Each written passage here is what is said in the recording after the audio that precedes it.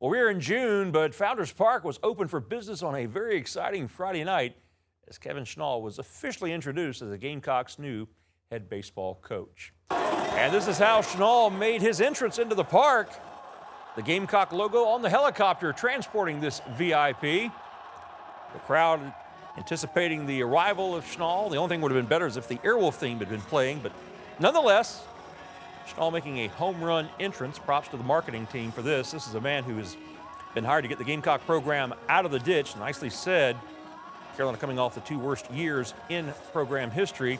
Schnall comes to Columbia from Conway, where he has deep ties to the coastal Carolina community. As a former catcher with the Chanticleers, he had two stints as an assistant coach totaling 23 years. One of those years was 2016 when the Chanticleers won the national title.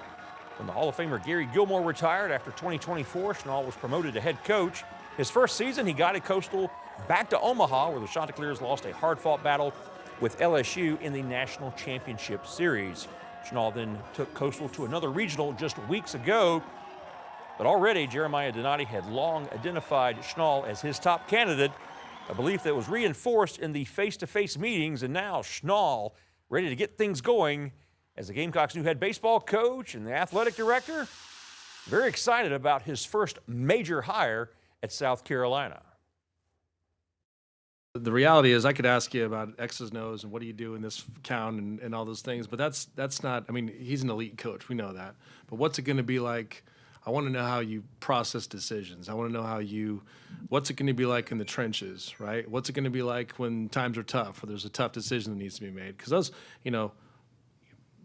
that's really more what the job is like. I see someone who's a real program builder, and we want to build this thing the right way. This is, yes, next year's important. We want to get this turned around. We want to have a good season next year, but I'm looking at this I'm looking out 10 years, and we want to build this the right way so we can sustain that success. And you got to have someone that's got a good short-term and long-term vision, and Kevin's vision was elite. Carolina embodies everything great about college baseball. Championship tradition, unbelievable fan base, and an athletic administration and university that is committed to excellence. As a coach, we've always wanted to measure ourselves against the best. June 12th, 2010, we were 55-8. At the end of the day, on June 13th, 2010, we were 55-10. We lost 4-3 and 10-9. The Gamecocks broke our hearts.